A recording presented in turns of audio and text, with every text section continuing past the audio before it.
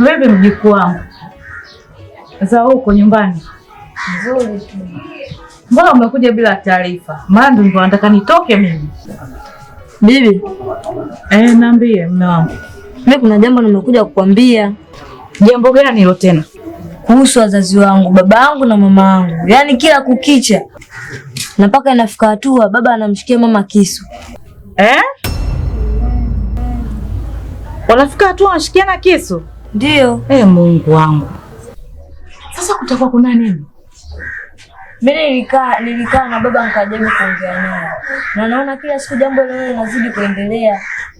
Na baba hajaacha tu tabia yake. Na kuendelea kumwambia hata elewi. Kumbe ndio maana mvi zilikuwa zinaniwasha. Kumbe kuna tatizo huko uliko, maskini mwanangu. Ana shida gani huyu mtoto jamani? Mpaka wafikia hatua ya kushikiana visu ndani. Ndio maana nimekuja kwako bibi, ili uweze kusaidia wazazi wangu waache kumbana. Nimekuelewa sana mjukuu wangu. Hizi si dalili mbaya hizi? Kila siku kwenye maredio tunasikia wajukuu wangu watu wanavouliwa. Kweli? Ndio bibi, na hilo jambo mimi linaniumiza sana kwenye nafsi yangu. Naumia sana. Pole sana mjukuu wangu. Yaani Mwenyezi Mungu akujalie. Yaani una akili wewe. Kama marehemu babu yako vile. Yaani hivyo hivyo zilivyo. Yaani kwa umri uliokuwa nao sio mtoto ambaye anaweza kupata akili ya kukimbia kuja kunipa mimi taarifa. Angekuwa mtoto mwingine wala hata asingekumbuka hata moja. Nashukuru sana. Ulivyoondoka nyumbani umeaga? Hamna, sijamwaga mtu. Basi na ukitoka hapa usiwaambie kitu chochote. Sijui umenielewa? Mimi nitajua jinsi gani ya kuongea nao. Sawa bibi, nitafurahi sana kama ukiweza kulitatua jambo hili. Mjukuu wangu, ondoa shaka. Mradi nishajua mimi ili tatizo pia nitakuja kulifanyia ufumbuzi. Basi acha, mimi nitafanya kila njia ili nijue jinsi gani ya kuwasiliana naye. Na safari yenyewe imekufa mjukuu wangu, maana hapa lipo tumbo lote linaniwaka moto, sina hata amani. Basi wewe nenda nyumbani. Haya bibi, kwa heri. Haya.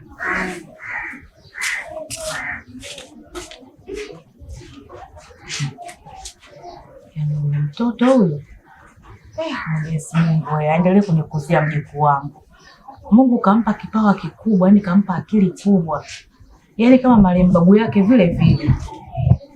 Sasa hivi mwanangu atakuwa na tatizo nini mpaka afike hatua mpaka kushikiana kisu? Hapa kutakuwa kuna kitu hapa, sio bure.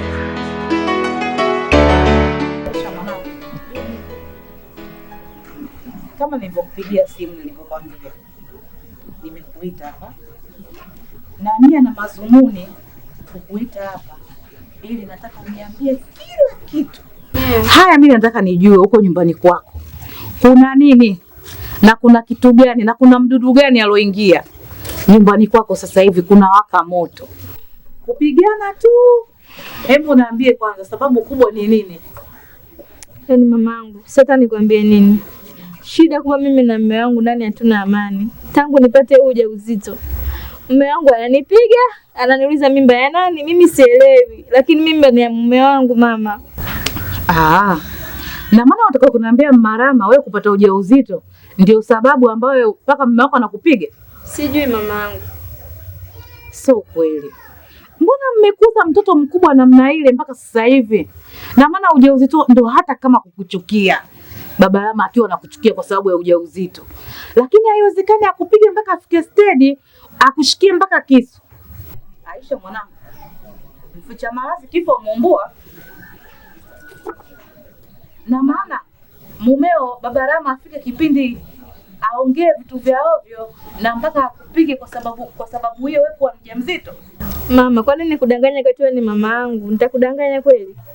Hebu niambie ukweli. Mimi najuaga wewe unajua ni mkaidi sana wewe. Hiyo ndio shida iliyokuwepo. Ila mimi sina kitu chochote ambacho nimemkosea Baba Rama na hamna kitu chochote ambacho mimi nakificha. Ni kweli wote niliyokuambia. Sina kitu chochote ambacho nimekuficha mama yangu. Sasa Kama huwezi mimi kunificha kitu chochote, mbona alipotokea hayo matatizo hujakimbia mbio kuja kuniambia? Inaniwia vigumu. Asa mwanangu, mpaka unafika tu kulala sebuleni kweli? Mama, baba Lama amekuja kukuhadithia? Mimi baba Lama sijamuita bado. Kwa nini ulijua siri? Hayo maugomvi yenu mnavogombana mpaka mabarazani mpaka wapi, wewe unaona siri? Sio siri, mimi najua. Na ndio maana nikakupigia simu nikaja kukuita nikuulize changamoto ni nini, maana mimi sina taarifa yoyote. Hapana. Ndio mama.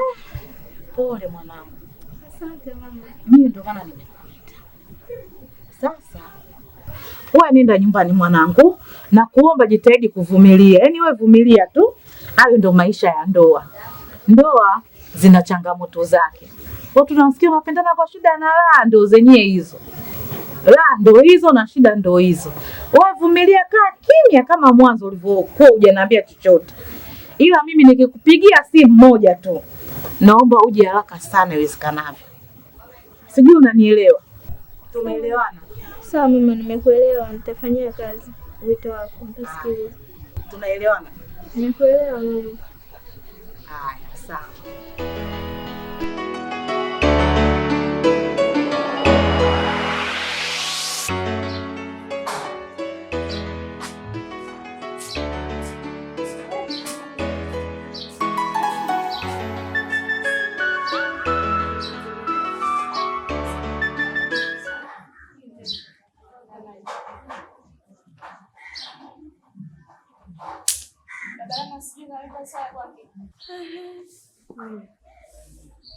Ndio nakwambia, sio wewe.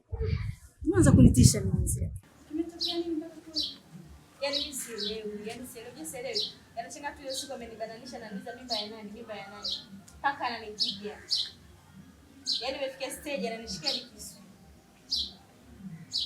Wewe ndio nakwambia. Mimi sasa atakwambia mambo.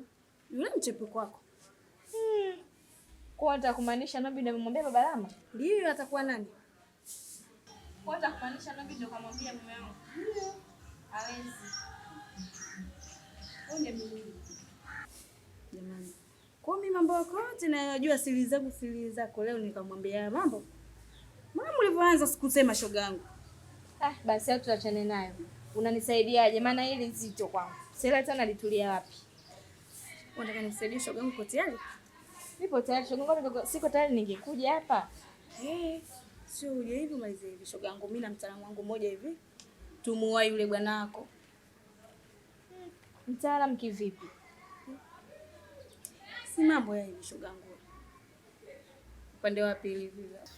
Ndugu, kuna hakika huyo mganga atanisaidia mimi jambo likapita vizuri shoga yangu. Naumbuka. Yule babu yule ndo ananisaidia kwenye mambo yangu yote hapa nyumbani. Umesahau mambo yangu ya hivi.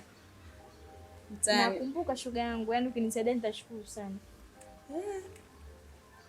Kwa hiyo mipango yako koje? Na kusikiliza wewe tu wito wako, siku niambia twende tunaenda. Hapo na kesho asubuhi bwana kwa kitoka kila kazini tu. Nilikuwa shoga yangu akishaenda kazini nitawahi mapema. Haya kipenzi changu siwaze sana. Basi salama. Mimi namsalimia shemeji. Unamsalimia.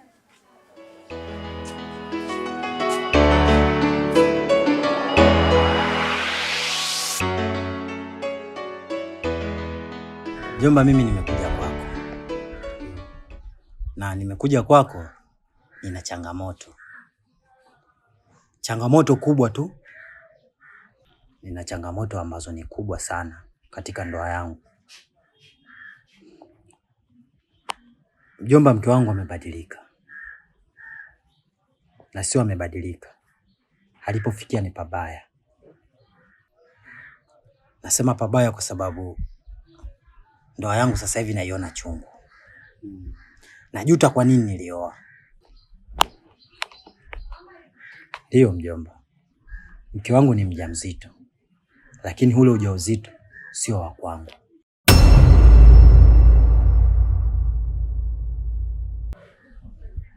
Wewe umejuaje?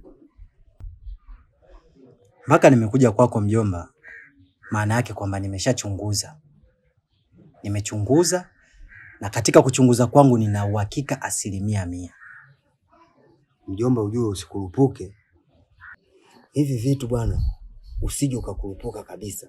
Je, una uhakika na hili jambo unaloliongea? Uhakika nao mjomba, tena na uhakika wa 100%, kwamba mimba aliyobeba mke wangu sio ya kwangu.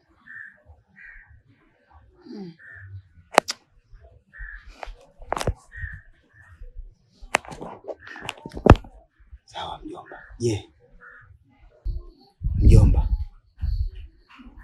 ninachokuomba wewe fanya uchunguzi.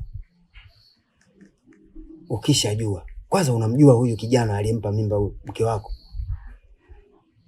Hapana mjomba, mpaka sasa hivi sijamfahamu, na nimejaribu kumbana sana yule mwanamke ili aniambie au anitajie jina. Amekataa, akidai kuwa bado mimba ni ya kwangu, ila mimi nimeshachunguza na nimeshajua kuwa mimba sio ya kwangu. Mjomba, kama nilivyokuambia, hili swala usije ukakurupuka. Inabidi tufanye uchunguzi. Ukishamjua huyo kijana aliyempa mimba mke wako, uje hapa, tutajua jinsi gani cha kumfanya.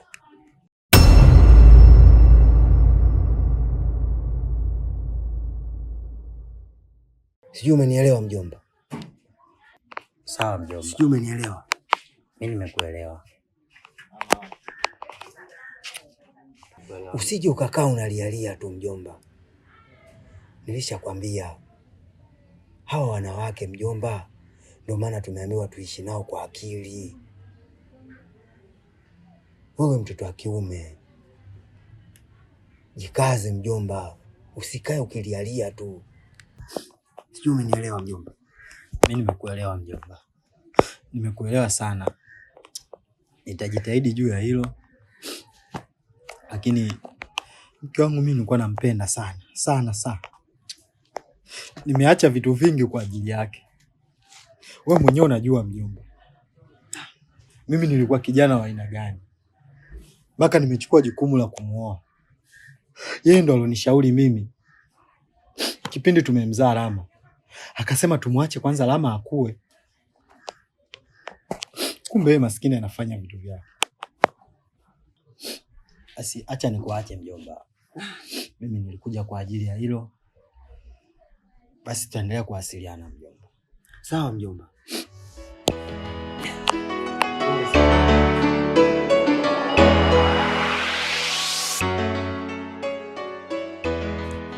Niambie.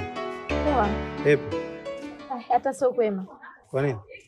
Yaani nyumbani kwangu hapaliki, hapapikiki, yaani hamna amani. Nobi. Naam. Umefanya nini mpaka mume wangu anajua kama mimba sio ya kwake?